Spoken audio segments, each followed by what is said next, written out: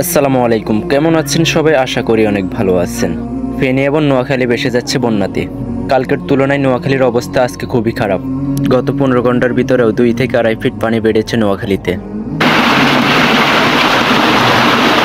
অবশ্যই আমাদের জন্য দোয়া করবেন। আপনাদের দোয়ায় আল্লাহ তাআলা আমাদেরকে এই মহামারী থেকে রক্ষা করবেন। সবাই দোয়া করবেন আমাদের নোয়াখালী এবং ফেনীর জন্য। আলহামদুলিল্লাহ, ফেনীর তুলনায় নোয়াখালীর অবস্থা মোটামুটি ভালোই আছে। ফেনীর অবস্থা খুবই ভয়াবহ, বাজার ঘাট বাড়ি গাড়ি সব ভেসে যাচ্ছে বন্যাতে। আশা করি সবাই দোয়া করবেন ফেনীর জন্য। আর একটা কথাই মাথায় রাখবেন, যাদের বাচ্চা ছেলে মেয়ে আছে তাদেরকে বলি অবশ্যই তাদের খেয়াল রাখবেন। বন্যা আসলে ক্ষতি বেশিরভাগই হয় বাচ্চাদের।